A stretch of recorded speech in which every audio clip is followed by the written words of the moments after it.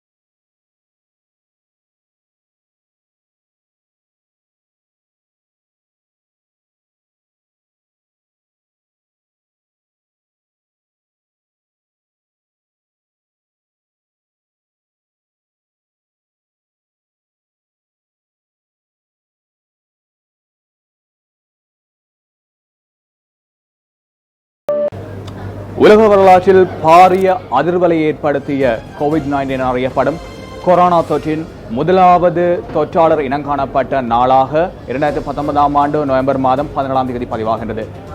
சீனாவின் வுஹான் மாநிலத்தில் இந்த தொற்றாளர் பிப்ரவரி மாதம் 14ஆம் தேதி பதிவாகியிருந்தார். அதனைத் தொடர்ந்து உங்களால் அவதானிக்கக்கூடியதாக இருக்கும் சீனாவின் வுஹான் மாநிலத்தில் அதிகரித்த வீதத்தில் கொரோனா தொற்று நோயாளர்கள் இனம் காணப்பட்டனர். ஜனவரி மாதத்தில் இருந்து பிப்ரவரி மாதத்திலான அந்த காலப்பகுதியில் அதிகளவிலான நோயாளர்கள் இனம் காணப்பட்டனர். மேலும் குறிப்பிட்டாக வேண்டும், பிப்ரவரி மாதத்தின் நடுப்பகுதியில் 12ஆம் தேதி அதிகளவிலான நோயாளர்கள் வுஹான் மாநிலத்தில் இனம் காணப்பட்டனர். ஆகவே அதனைத் தொடர்ந்து வுஹான் மாகாணம் முற்றாக முடக்கப்பட்டது. அதனைத் தொடர்ந்து மாநிலத்தின் செயற்பாடுகள் அனைத்தும் முடக்கப்பட்ட நிலையில் சுமார் 76 நாட்களின் பின்னர் இன்றைய தினம் மீண்டும் வுஹான் மாநிலம் மீள பழைய நிலைமைக்கு திரும்பியுள்ளது. ஆகவே இன்றைய தினம் நாம் பிரதான செய்தி அறிக்கையில் பல்வேறு விடயங்கள் தொடர்பில் அவதானம் செலுத்த உள்ளோம். குறிப்பிட்டாக வேண்டும், இன்றைய பிரதான செய்தி அறிக்கையில் கோவிட்-19 தொற்று நோயாளர்கள் இன்றைய தினம் 189ஆக இலங்கையில் அந்த தொற்றாளர்களின் எண்ணிக்கை உயர்வடைந்துள்ளது. அதேபோன்று ஊரடங்கு சட்டம் தொடர்பில் நாளைய தினம் அபாய வலயங்களாக அறிவிக்கப்பட்ட கொழும்பு உட்பட 6 மாவட்டங்களில் ஊரடங்கு சட்டம் தொடர்ந்தும் நீடிக்கப்பட்டுள்ளது.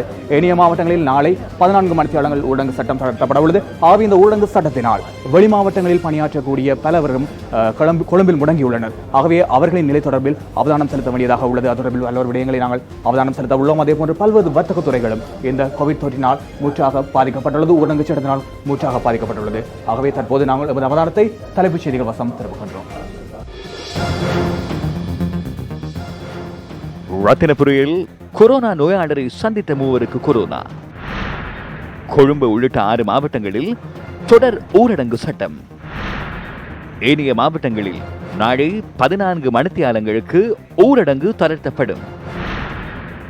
மன்னார் தாராபுரத்தில் சில குடும்பங்கள் சுய தனிமைப்படுத்தலில். தம்புள்ள பொருளாதார மத்திய நிலையம் மூடல். தம்புத்தேகமவில் திறப்பு. தேர்தல்கள் ஆணைக்குழுவின் தலைவர் விமர்சனங்களுக்கு பதில்.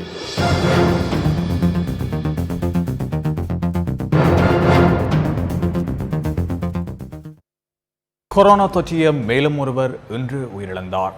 ஐடிஎச் வைத்தியசாலையில் சிகிச்சை பெற்று வந்த 44 வயதான ஒருவரே உயிரிழந்துள்ளார். இதற்கமைய இலங்கையில் கொரோனா தொற்றினால் உயிரிழந்தவர்களின் எண்ணிக்கை 7ஆக அதிகரித்துள்ளது. அத்தோடு அடையாளம் காணப்பட்ட கொரோனா நோயாளர்களின் எண்ணிக்கையும் இன்று 189ஆக அதிகரித்தது. கொரோனா தொற்றினால் பீடிக்கப்பட்டிருந்த 44 பேர் இதுவரை குணமடைந்து வீடு திரும்பியுள்ளனர். 138 நோயாளர்கள் தொடர்ந்தும் வைத்தியசாலைகளில் சிகிச்சை பெற்று வருகின்றனர்.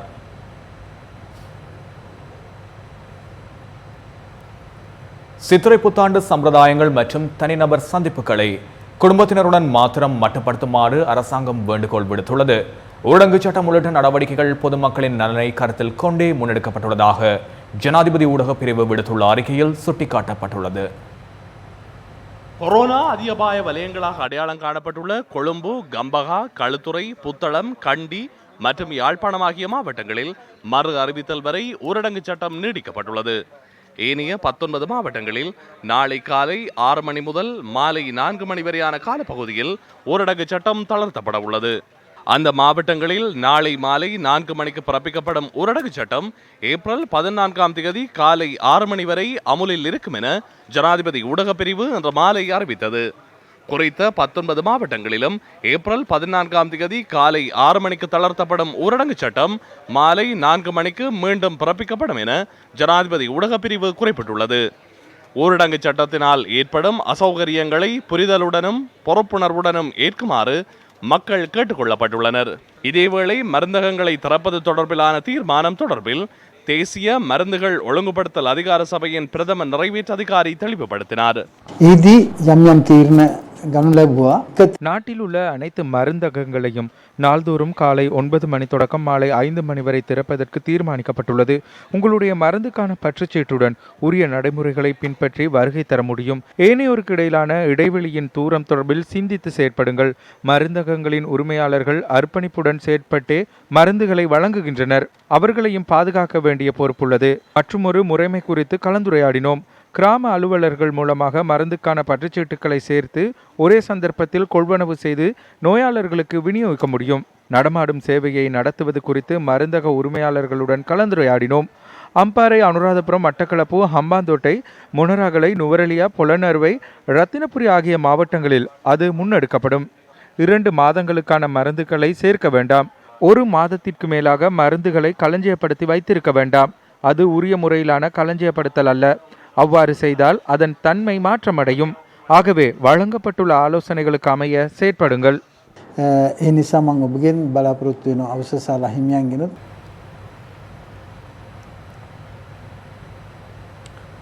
கோவிட்-19 வைரஸூடாக நாடு மற்றும் பொருளாதாரத்திற்கு ஏற்படும் பாதிப்புகளை குறைப்பதற்காக 6 பல்கலைக்கழகங்களின் மருத்துவ பீட பீடாதிபதிகளின் பிரேரணைகள் சிலவற்றை முன்வைத்துள்ளனர். சுகாதார சேவைகள் பணிப்பாளர் நாயகம் விசேட வைத்திய நிபுணர் அனில் ஜாசிங்க மற்றும் கோவிட்-19 பரவுவதை கட்டுப்படுத்துவதற்கு நியமிக்கப்பட்ட குழுவின் தலைவர் லெப்டினன்ட் ஜெனரல் ஷவேந்திர சில்வா ஆகியோரிடம் கடந்த 5ஆம் தேதி இந்த பிரேரணைகள் முன்வைக்கப்பட்டுள்ளன. கரணி மருத்துவ பீடத்தின் பீடாதிபதி பேராசிரியர் சனகடி சில்வா, ருகுனு மருத்துவ பீடத்தின் பீடாதிபதி பேராசிரியர் சரத் லேகம்பசம், பேராதனை மருத்துவ பீடத்தின் பீடாதிபதி பேராசிரியர் SAM குலரத்ன, ரஜரட்ட மருத்துவ பீடத்தின் பீடாதிபதி பேராசிரியர் சிசிர சிறிபதன, கொழும்பு மருத்துவ பீடத்தின் பீடாதிபதி பேராசிரியர் சரோ ஜெயசிங்க, ஸ்ரீ ஜெயவர்தனபுர மருத்துவ பீடத்தின் பீடாதிபதி பேராசிரியர் கமனி வணிகசூரி ஆகியோர் இந்த பிரேரணைகளை முன்வைத்துள்ளனர். அரசாங்கம் மேற்கொண்டுள்ள நடவடிக்கைகளை பாராட்டியுள்ள பேராசிரியர்கள் வெளிநாடுகளில் இருந்து நாட்டுக்கு வரும் தொற்று நோயாளர்களை அடையாளம் காண்பதற்கு சுகாதார தரப்பினரும் பாதுகாப்பு தரப்பினரும் எடுத்துள்ள நடவடிக்கைகள் வெற்றியளித்துள்ளதாக சுட்டிக்காட்டியுள்ளனர். எனினும் தற்போதைய நிலைமை மக்களுக்கும் தொழிற்துறைகளுக்கும் பாதிப்பாக அமைந்துள்ளதால் இலங்கை இந்த நிலையில் இருந்து விடுபட வேண்டும் என்பதே அவர்களது நிலைப்பாடாகும். பல்வேறு நோய்களால் பாதிக்கப்பட்டுள்ளவர்களுக்கு தேவையான மருத்துவ சிகிச்சைகளை பெற்றுக்கொள்வதில் சிரமம் ஏற்பட்டுள்ளதுடன் நாட்டின் சனத்தொகையில் 10% உள்ள 65 வயதுக்கு மேற்பட்டவர்கள் சிகிச்சை பெறுவதிலும் அசௌகரியம் ஏற்பட்டுள்ளது. இந்த குறைபாடுகளை தவிர்ப்பதற்காக அரசாங்கம் பல நடவடிக்கைகளை எடுத்துள்ள நிலையிலும் அசௌகரியம் ஏற்பட்டுள்ளதாக மருத்துவ பீடங்களின் பீடாதிபதிகள் தெரிவிக்கின்றனர். பொருளாதாரத்துறையை நோக்குமிடத்து ஆடை உற்பத்தி தொழிற்துறைக்கு மாத்திரம் 2 பில்லியன் ரூபாய் நட்டம் ஏற்பட்டுள்ளதாக சுட்டிக்காட்டும் அவர்கள் கூலி தொழில் செய்வோரும் நிற்கதியாகியுள்ளதாக குறிப்பிட்டுள்ளனர். பிறப்பிக்கப்பட்டுள்ள ஊரடங்கு சட்டத்தினால் சமூகத்தில் ஒருவித அச்சம் தோற்றுவிக்கப்பட்டுள்ளதாகவும் இதனால் வதந்திகள் பல பரவியுள்ளதாகவும் பேராசிரியர்கள் கூறுகின்றனர். இத்தகைய வதந்திகள் காரணமாக காய்ச்சல், இருமல் போன்ற நோய் அறிகுறி உள்ள நோயாளர்களுக்கு சிகிச்சை அளிக்க சுகாதார தரப்பினர் அஞ்சுவதாக மருத்துவ பீடங்களின் பீடாதிபதிகள் தெரிவித்துள்ளனர். உலக நாடுகளில் அதிவேகமாக நோய் பரவினாலும் இலங்கையின் நிலைமையை கருத்தில் கொள்ளும் போது விரைவில் ஊரடங்கு நிலைமையிலிருந்து விடுபட முடியும் என்பதே அவர்களது நிலைப்பாடாகும்.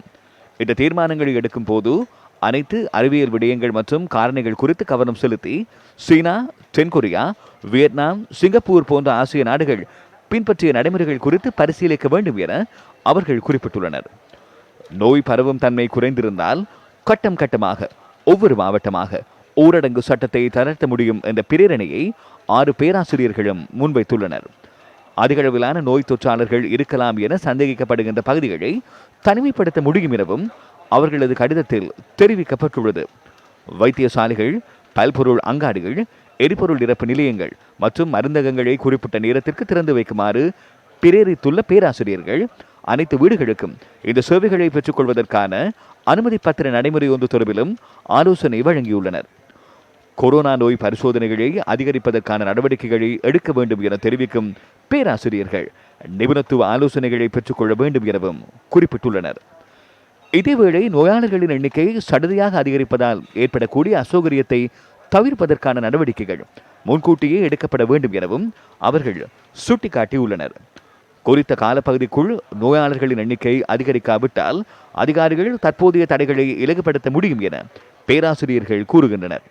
சமூக ஊடகங்கள் மற்றும் முக்கிய ஊடகங்கள் சில வேற்றுமையை ஏற்படுத்தும் வகையிலான தகவல்களை ஒளிபரப்புவதால் சிலர் நோய் அறிகுறிகளை மறைப்பதற்கு முயற்சிக்கும் அபாயம் உள்ளதாகவும் மருத்துவ பீடங்கள், பீடாதிபதிகள் எச்சரிக்கை விடுத்துள்ளனர். COVID-19 தொடர்பான ஜனாதிபதி செயலணியின் மற்றொரு கூட்டம் இன்றைய தினம் நடைபெற்றது. இந்த கூட்டம் தொடர்பில் ஜனாதிபதி செயலணியின் உறுப்பினரும் அரச மருத்துவ அதிகாரிகள் சங்கத்தின் நிறைவேற்று குழு உறுப்பினருமான டாக்டர் பிரசாத் கொலம்பகே இவ்வாறான கருத்தினை பதிவு செய்தார். COVID-19 ஜனாதிபதி காரிய சாதக பலகாய COVID-19 தொடர்பான ஜனாதிபதி செயலணியின் கூட்டம் இன்று நடைபெற்றது. முக்கியமான பல தீர்மானங்கள் இதன் போது எடுக்கப்பட்டன. பரிசோதனைகளை விஸ்தரிக்க வேண்டியதன் தேவை குறித்து அரசு மருத்துவ அதிகாரிகள் சங்கம் தொடர்ச்சியாக சுட்டிக்காட்டியது. அரசு தரப்பினரும் ஏனைய அனைத்து தரப்பினரும் இது குறித்து கவனம் செலுத்தினர். அக்ரெசிவ் டெஸ்ட் மற்றும் டெஸ்ட் எனப்படும் உலக சுகாதார ஸ்தாபனத்தின் எண்ணக்கருவை நடைமுறைப்படுத்துவது குறித்து பேசப்பட்டது. தாமதப்படுத்துவதால் நோய் மேலும் பரவக்கூடும் என்பது குறித்தும் நோயாளர்களை அடையாளம் காணும் முறைமையில் ஏற்படும் குறைபாடுகள் குறித்தும் கலந்துரையாடினோம். தனிமைப்படுத்தலுக்கு உட்படுத்தப்பட்டு வீடுகளுக்கு செல்பவர்கள் கட்டாயமாக பரிசோதனைக்கு உட்படுத்தப்பட வேண்டும் என இன்று தீர்மானிக்கப்பட்டது. பரிசோதனையில் உறுதிப்படுத்தப்பட்ட பின்னர் அவர்களை வீடுகளுக்கு அனுப்ப வேண்டும் என்ற விடயம் கலந்துரையாடலில் தெரிவிக்கப்பட்டது.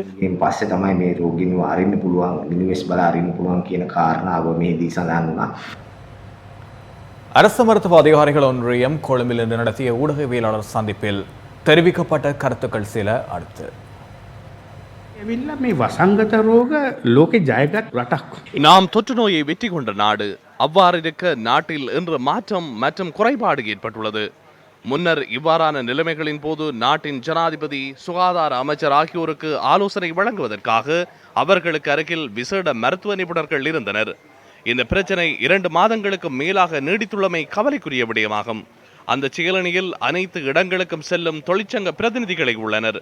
இது தொழிற்சங்கவாதிகளுக்குரிய விடயம் அல்ல. வைத்தியர்களின் தொழில்சார் பிரச்சனை காணப்படுமாயின் அவ்வாறு செயற்படலாம் என்பது வேறு பிரச்சனை. COVID-19 என்ற நோய் குறித்து அரசாங்கத்திற்கு ஆலோசனை வழங்க வேண்டும். இங்கிருப்பவர்கள் அதற்கான நிபுணர்கள் அல்ல, தொழிற்சங்கவாதிகள். அனைத்தும் தெரியும் என கூறும் தொழிற்சங்கவாதிகள் ஜனாதிபதி மற்றும் அரசாங்கத்திற்கு ஆலோசனை வழங்க ஆரம்பித்தனர். அதனை கேட்டு அரசாங்கம் தவறான வழியில் சென்றது.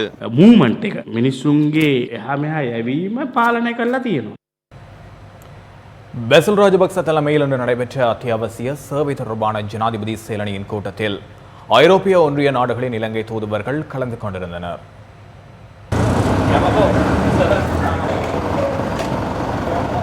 ஐரோப்பிய நாடுகளில் இருந்து இலங்கைக்கு வருகை தந்துள்ள சுற்றுலா பயணிகளை பாதுகாப்பாக அவர்களது நாடுகளுக்கு அனுப்புவதற்காக அரசாங்கம் மற்றும் ஏனைய நிறுவனங்கள் முன்னெடுத்துள்ள நடவடிக்கைகள் குறித்து இதன்போது கலந்துரையாடப்பட்டுள்ளது. இலங்கையில் COVID-19 வைரஸ் பரவுவதை தடுப்பதற்காக முன்னெடுக்கப்படும் வேலை திட்டம் குறித்து தூதுவர்கள் பாராட்டு தெரிவித்ததாக பிரதமர் அலுவலகம் விடுத்துள்ள அறிக்கையில் தெரிவிக்கப்பட்டுள்ளது. சுகாதார மற்றும் பொருளாதாரத்துறை விடயங்கள் குறித்து எதிர்காலத்தில் எடுக்கப்பட வேண்டிய விடயங்கள் குறித்தும் கவனம் செலுத்தப்பட்டுள்ளது. German, Netherlands, France, Italy, Romania, Switzerland, Norway ஆகிய நாடுகளின் தூதுவர்கள் மற்றும் ஐரோப்பிய ஒன்றியத்தின் இலங்கை தூதுவர் ஆகியோர் இதில் கலந்து கொண்டனர். COVID-19 காரணமாக பாதிக்கப்பட்ட மக்களுக்கு நிவாரணம் வழங்கும் போது அரசியல் கட்சிகள் மற்றும் வேட்பாளர்களை ஊக்குவிக்கும் வகையிலான செயற்பாடுகளை தவிர்க்குமாறு தேர்தல் ஆணைக்குழுவின் தலைவர் மஹிந்த தேசப்பிரிய வலியுறுத்தியுள்ளார். தேர்தல் காலப்பகுதி என்பதாலும் நாடு ஆபத்தை எதிர்கொண்டுள்ள தருணம் என்பதாலும் தேர்தல்கள் ஆணைக்குழு மீது சுமத்தப்படுகின்ற ஆதாரமற்ற விமர்சனங்களுக்கு பதிலளிக்க வேண்டியுள்ளதாக அவர் கூறியுள்ளார். எனினும் விமர்சிப்பவர்களுக்கு அதே பாணியில் தம்மால் பதிலளிக்க முடியாது என தேர்தல்கள் ஆணைக்குழுவின் தலைவர் வலியுறுத்தியுள்ளார். மக்களுக்கு நிவாரணம் வழங்கும் செயற்பாடுகளுடன் அரசியல்வாதிகள் தொடர்புபடக்கூடாது என தாம் ஒருபோதும் கூறவில்லை என மஹிந்த தேசப்பிரிய கூறியுள்ளார். எனினும் இந்த நிவாரண பணிகள் ஊடாக அரசியல்வாதிகள், வேட்பாளர்கள், அவர்களது கட்சி ஊக்குவிக்கப்படக்கூடாது என்பதை தாம் சுட்டிக்காட்டியதாக அவர் தெரிவித்துள்ளார். தேர்தல் காலப்பகுதி என்பதால் மாத்திரமல்லாது ஒழுக்கமுள்ள நாட்டில் வழமையான காலப்பகுதியில் கூட அத்தகைய செயற்பாடுகளை மேற்கொள்ளக்கூடாது என தேசிய தேர்தல்கள் ஆணைக்குழு தெரிவித்துள்ளது. தேர்தல்கள் ஆணைக்குழு எவருக்கும் சார்பாக செயற்படவில்லை என்பதை வலியுறுத்தியுள்ள ஆணைக்குழுவின் தலைவர், மக்களுக்கும் ஜனநாயகத்திற்கும் அரசியலமைப்பிற்கும் மாத்திரம் ஆணைக்குழு சார்பாக செயற்படுவதாகவும் தெரிவித்துள்ளார்.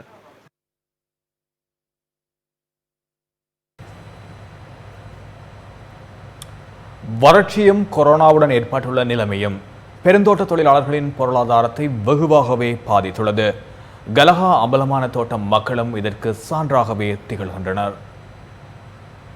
தொடரும் ஊரடங்கினால் பாதகேவாகேற்ற பிரதேச சபைக்குட்பட்ட கலகா அம்பலமான தோட்ட தொழிலாளர்கள் வெகுவாக பாதிக்கப்பட்டுள்ளனர். அம்பலமான கீழ்பிரிவிலும் மேல் பிரிவிலும் சுமார் 200 குடும்பங்களை சேர்ந்தவர்கள் வசித்து வருகின்றனர்.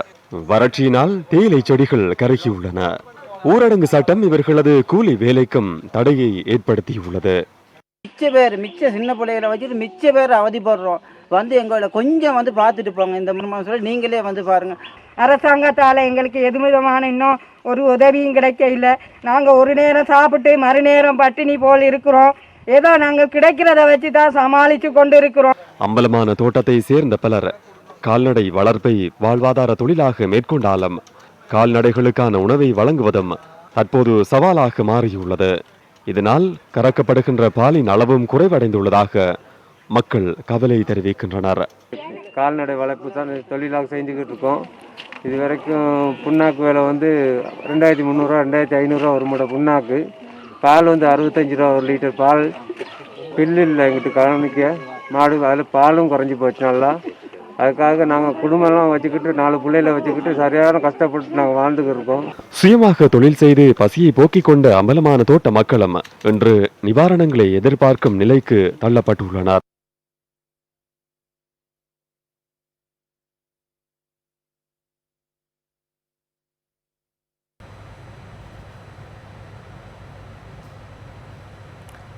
அரசாங்கத்தின் நிவாரண திட்டத்திற்குள் காணாமலாக்கப்பட்ட மற்றும் காணாமல் போனோரின் குடும்பங்களையும் உள்ளடக்குமாறு ஜனாதிபதி மற்றும் பிரதமர் ஆகியோரிடம் கோரிக்கை விடுக்கப்பட்டுள்ளது.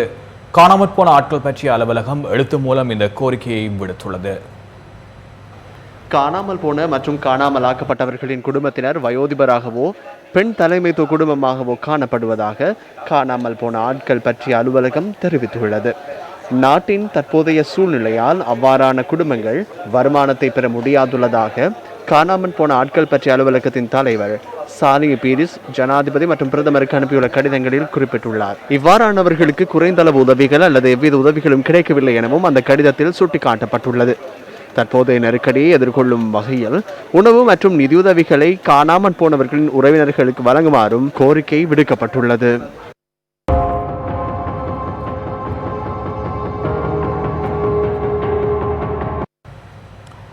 மன்னார் தாராபுரம் பகுதியில் உள்ள சில குடும்பங்களை சுய தனிமைப்படுத்தலுக்கு உட்படுத்த நடவடிக்கை எடுக்கப்பட்டுள்ளது.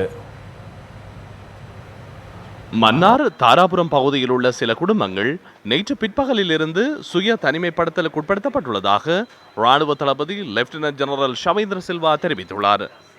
புத்தளத்தைச் சேர்ந்த ஒருவர் கடந்த மாதம் 18ஆம் தேதி தாராபுரத்தில் ஒருவரின் இறுதிச் சடங்கில் பங்கு பெற்றிருந்தார். குறித்த நபருக்கு கொரோனா தொற்று உறுதி செய்யப்பட்டதை அடுத்து இந்த நடவடிக்கை மேற்கொள்ளப்பட்டுள்ளது. கடந்த 18ஆம் தேதி புத்தளத்தில் இருந்து இங்கே தாராபுரம் பகுதியில் மரண வீட்டில் கலந்து கொண்டிருந்த ஒருவருக்கு புத்தளம் பகுதியில் கொரோனா நோய் தொற்று இருப்பது உறுதி செய்யப்பட்டது. அவர் 15ஆம் தேதி இந்தோனேசியாவில் இருந்து இலங்கைக்கு வந்திருந்தார். அதற்கு பிறகு 18ஆம் தேதி மன்னாருக்கு மீண்டும் புத்தளத்துக்கு சென்ற பின்னர் அவர் குவாரண்டைன் பண்ணப்பட்டிருந்தார் 2 கிழமை. அந்த மரண வீட்டில் கலந்து கொண்டிருந்தவர்கள் நிறைய பேர் இருக்கக்கூடிய தாராபுரத்தில் இருக்கின்ற 2 கிராம சேவையாளர்கள் பிரிவை எதிர்வரும் ஒரு வாரத்திற்கு முடக்க நடவடிக்கை எடுத்திருக்கின்றோம். அத்தியாவசிய உணவுப் பொருட்களை விநியோகிப்பதற்கு நடவடிக்கை எடுக்குமாறு பிரதேச செயல அதிகாரிகளுக்கும் அதேவேளை ஜிஐ ஆபீஸில் இருக்கிற அதிகாரிகளுக்கும் ஏற்கனவே அறிவித்திருக்கிறோம். இதேவேளை மன்னார் தாராபுரத்தில் இறுதிச் சடங்கில் கலந்து கொண்ட முன்னாள் பாராளுமன்ற உறுப்பினர் காதர் மஸ்தான் மற்றும் அவரது சகோதரர் ஆகியோர் வவுனியா வீட்டில் சுய தனிமைப்படுத்தலுக்கு உட்படுத்தப்பட்டுள்ளனர். இறுதிச் சடங்கில் கலந்து கொண்டு 20 நாட்கள் கடக்கின்ற நிலையில் அவர்களுக்கு எந்தவிதமான நோய் அறிகுறிகளும் தென்படாமையினால் 3 நாட்களுக்கு மாத்திரம் தனிமைப்படுத்தப்பட்டுள்ளமை குறிப்பிடத்தக்கது. இதேவேளை யாழ் மாவட்டத்தில் கொரோனா பரிசோதனைகள் தொடர்ந்து முன்னெடுக்கப்படுவதாக யாழ் போதனா வைத்தியசாலையின் பணிப்பாளர் டாக்டர் தா சத்தியமூர்த்தி கூறுகின்றார். வைத்தவர்களோடு கூடுதலான அல்லது நேரடி தொடர்பை பேணியவர்களுக்கான பரிசோதனை மாதிரிகளும் எடுக்கப்பட்டு இப்போது இந்த கடந்த 4 நாட்களாக செய்யப்பட்ட பரிசோதனைகளில் ஒருவருக்கும் தொற்று இல்லை என உறுதிப்படுத்தப்பட்டிருக்கின்றது. இருப்பினும் இவ்வாறான இந்த தொடர்ச்சியான இந்த பரிசோதனைகள் தொடரும் ஆபத்து இன்னும் முடியவில்லை என சுகாதார அமைச்சு அறிய தந்துள்ளது. ஒவ்வொரு இடங்களிலே தொற்று உள்ளவர்களோடு தொடர்பு பேணியவர்களுக்குமான பரிசோதனைகள் தொடர்ந்து மேற்கொள்ளப்படும். கடுமையானவர்கள் நோயுற்றவர்களும் வைத்தியசாலைக்கு செல்லாத நிலை காணப்படுவதாக சொல்லப்படுகின்றது. இவற்றை தவிர்த்து கொள்ள வேண்டும். அந்தந்த வைத்தியசாலைகளுக்கு சென்று தங்களுடைய சிகிச்சைகளை பெற்றுக்கொள்ள வேண்டும். இதேவேளை யாழ் மாவட்ட அரசாதிபரும் இன்று ஊடகங்களுக்கு கருத்து வெளியிட்டார். மாவட்டத்தில் தற்பொழுது அரிசி விலை ஏனைய மாவட்டங்களுடன் ஒப்பிடும்போது சற்று அதிகமாக இருப்பது அவதானிக்கப்பட்டுள்ளது. எங்களுடைய பாவனையாளர்கள் மத்தியிலும் பொதுமக்கள் மத்தியிலும் ஏற்படுத்தியிருக்கின்றது. ஆகவே நாங்கள் இது தொடர்பாக சில நடவடிக்கைகளை எடுத்து இந்த அரிசி விலையையும் சில முக்கியமான உணவுப் பொருட்களின் விலையையும் எங்களுடைய பாவனையாளர் பாதுகாப்பு அதிகார சபையினுடைய சட்டத்தின்படி நிர்ணயிப்பதற்குரிய ஏற்பாடுகளை நாங்கள் செய்திருக்கின்றோம். வெளி மாவட்டத்திலிருந்து வருகை தந்தவர்கள் சுமார் 2000க்கு அண்மித்த அளவு எங்களுடைய இந்த மாவட்டத்தில் விட்டு வெளியே செல்வதற்கு கோரிக்கை விடுத்திருக்கின்றார்கள்.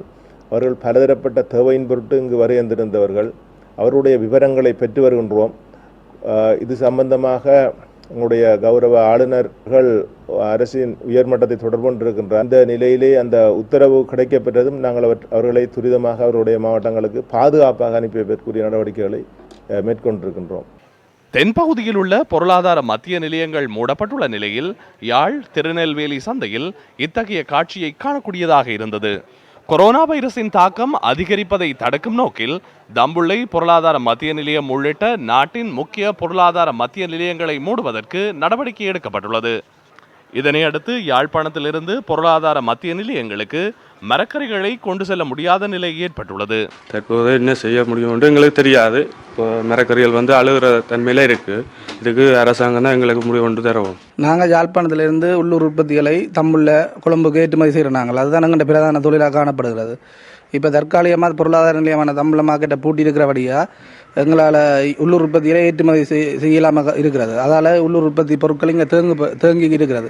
வவுனியாவில் சுய தனிமைப்படுத்தலுக்கு உட்படுத்தப்பட்டுள்ளவர்களிடம் கொரோனா வைரஸ் பரிசோதனைக்கான இரத்த மாதிரிகள் சேகரிக்கும் செயற்பாடு பிராந்திய சுகாதார சேவைகள் பணிமனை மற்றும் சுகாதார வைத்திய அலுவலகத்தால் இன்று முன்னெடுக்கப்பட்டது. இதனிடையே திருகோணமலை மாவட்டத்திலிருந்து முல்லைத்தீவு மாவட்டத்திற்குள் வருபவர்களை இராணுவத்தினர் கொரோனா வைரஸ் தொற்று நீக்குவதற்கான செயற்பாடுகளை முன்னெடுத்து வருகின்றனர்.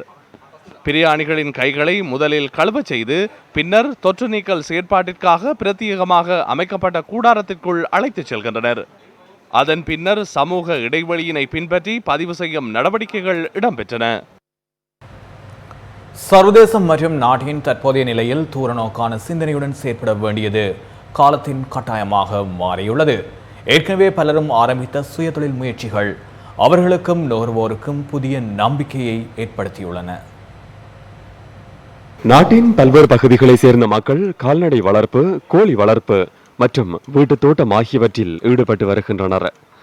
இந்த நிலையில் கிளிநொச்சி விவேகானந்த நகரை சேர்ந்த சத்தியமூர்த்தி லலிதாம்பிகை காளான் வளர்ப்பை வெற்றிகரமாக மேற்கொள்கிறார். இவரின் சிறு முயற்சியாக ஓலை குடிசையில் ஆரம்பிக்கப்பட்ட காளான் செய்கை வளர்ப்பு விவசாய திணைக்களத்தின் உதவியுடன் தற்போது கட்டட வசதியுடன் முன்னெடுக்கப்படுகின்றது. இது பல நோய் எதிர்ப்பு சக்தி கொண்ட ஒரு பச்சையமற்ற ஒரு தாவர சாதாரணமாக வீட்டில் இருக்கிற பெண்களுக்கு ஒரு தொழில் முயற்சியாக இருக்கு. இது டயபெட்டிக்காரர் மற்ற கேன்சர்காரருக்கு சிறந்த உணவாக உட்கொள்ளலாம். காளான் சூப் செய்யலாம், கட்லட் செய்யலாம், காளான் பஜ்ஜி செய்யலாம். பலவிதமான நோய்களை எதிர்ப்பு சக்தியை ஏற்படுத்தும் என்று சொல்லி அந்த கோப்பியம் விரும்பி வேண்டார்கள். மரக்கறி உணவு விரும்பிகளுக்கும் தற்போதைய சூழலில் மாமிசத்தை பெற முடியாதவர்களுக்கும் காளான் விருந்தென்கிறார் சத்தியமூர்த்தி லலிதாம்பிகை.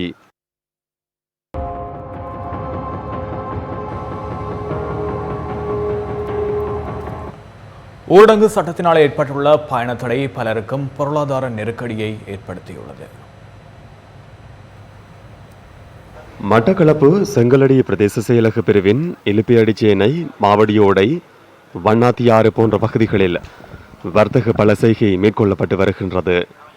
பெருமளவு முதலீட்டில் 50க்கும் மேற்பட்ட விவசாயிகள் இந்த செய்கையை முன்னெடுத்த நிலையில் விளைச்சலை விற்பனை செய்ய முடியாத நிலைமை ஏற்பட்டுள்ளது. பழங்கள் விற்பனை செய்யப்படாமையினால் அவை அழிவடையும் நிலையில் இவர்கள் பொருளாதார நெருக்கடியை எதிர்நோக்கியுள்ளனர்.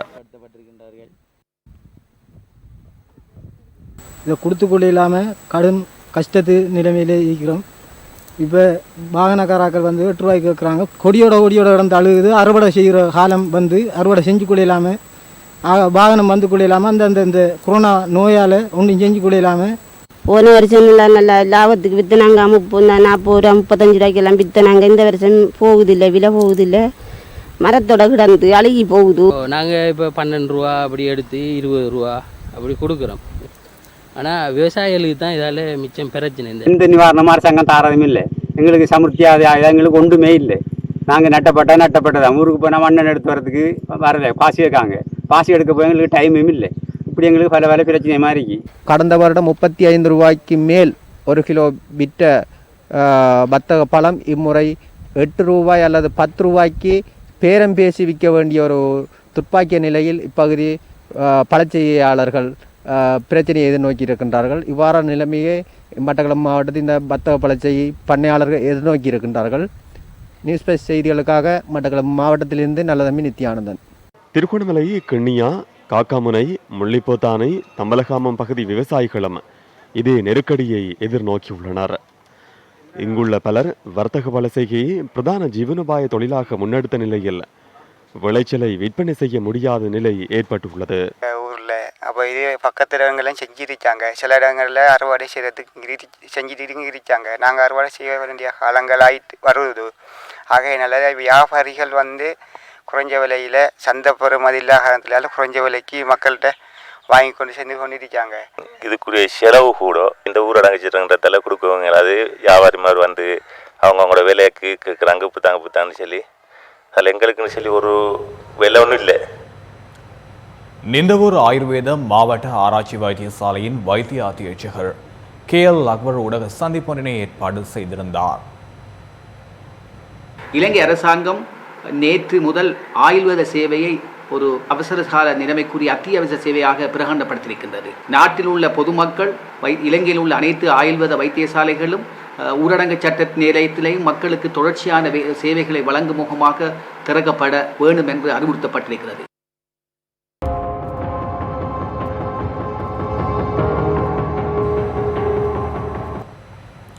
முன்னாள் பாராளுமன்ற உறுப்பினர் வேலுசாமி ராதாகிருஷ்ணன் இன்று ஹட்டனில் ஊடகவியலாளர் சந்திப்பொன்றினை ஏற்பாடு செய்திருந்தார். அரசாங்க உத்தியோகத்திற்கு அவர்களுடைய கடன் தொகையெல்லாம் அறவிடப் போவதில்லை என்று அரசாங்கம் சொல்லியிருந்தாலும் இப்பொழுது உதாரணமாக ஆசிரியர் அதிபர்களுடைய சம்பள துண்டுகள் கிடைக்கும் பொழுது கடந்த மாதம் எடுத்த நிலுவைகள் எல்லாமே அறவிடப்பட்டிருக்கின்றது என்பதுதான் எங்களுக்கு தெரியக்கூடியதாக இருக்கின்றது. ஆகவே அரசாங்கம் பல்வேறு நிவாரணங்களை மக்களுக்கு அறிவித்திருந்த பொழுதிலும் மக்களுக்கு இந்த நிவாரணம் போய் சேரவில்லை என்பதுதான் உண்மையான கருத்து.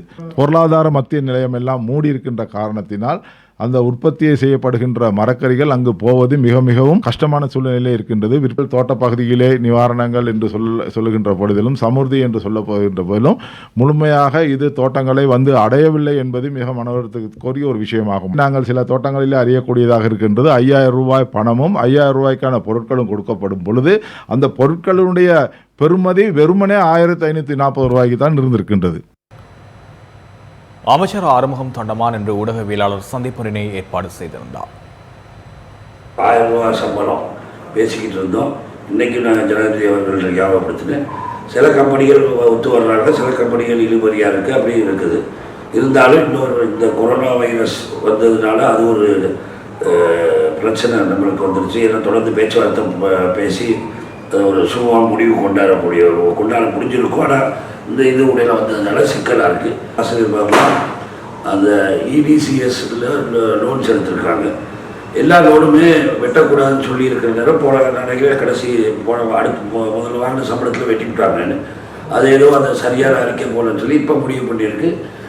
கல்வி அமைச்சு மூலமாகவே அந்த இது லோனை வெட்டாமல் ஆசிரியருக்கு பிரின்சிபலுக்கு கொடுக்கணும். அடுத்து வர்ற சம்பளத்தில் இருந்து அவங்களுக்கு அது வெட்டுப்படாமையே வரும். கொழும்பில் தங்கியுள்ள மலையகத்தைச் சேர்ந்தவர்களை மீண்டும் அங்கு அனுப்பும் திட்டம் தொடர்பிலும் அமைச்சர் கருத்து வெளியிட்டார். கொழும்புல தங்கியிருக்கவங்க மலையத்திலிருந்து வந்து பெருந்தோட்டத்துறையிலிருந்து வந்து அவங்கவுங்க சொந்த ஊர்களுக்கு கொண்டு ஏற்பாடுகள் நடந்துக்கிட்டு இருந்துச்சு. ஆனால் துரதிருஷ்டவசமாக அந்த நேரம் தான் மருந்தானையில் பாசிட்டிவ் இது ஊர்ஜிதாச்சு. அதனால கொஞ்சம் பின்தங்கல் ஆக்கிருச்சு. ஏன்னா அரசாங்கம் பயப்படுறாங்க. இப்போ பெருந்தோட்டத்துறையில் வந்து இப்போ எந்த சம்பவமும் இல்லாமல் இருக்குது. அப்படி இந்த மாதிரி பெரிய அளவில் ஒரு பெரிய க்ரௌடை கொண்டு போகிறது எதுவும் நடந்துடுமோன்னு ஒரு பயம் இருக்குது. இதுக்கு கூட நான் சொன்னேன், அவங்களாம் ரொம்ப கஷ்டப்படுறாங்க கொழும்புல. அதனால மற்றவங்களுக்கு கொடுக்குற அந்த கொடுப்பனவை இவங்களுக்கும் கட்டாயம் கொடுக்கணும்னு லிஸ்ட்டை தயார் பண்ணி இப்போ கவர்னர் அவர்களுக்கு அனுப்ப சொல்லியிருக்காங்க. நான் அந்த ஏற்பாடை பண்ணிக்கிட்டு இருக்கேன். கொரோனா தொற்றினால் மக்களின் அன்றாட வாழ்க்கை வெகுவாக பாதிப்படைந்தது. சில விடயங்கள் தலைகீழாக மாறின.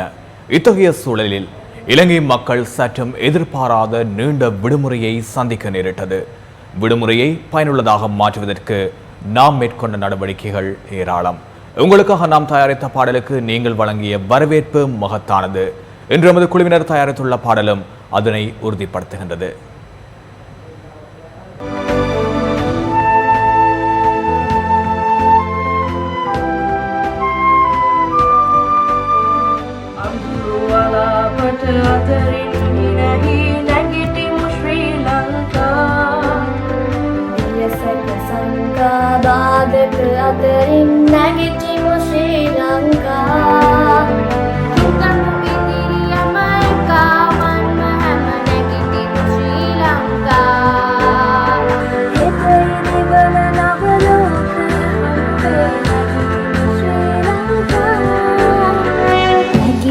Sri Lanka.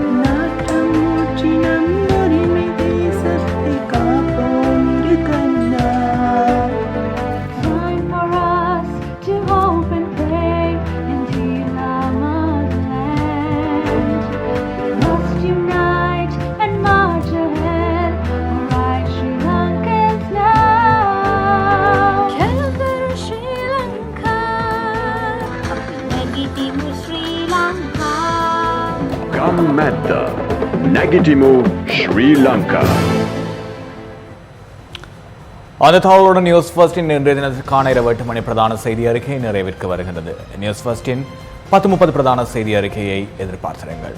வணக்கம்.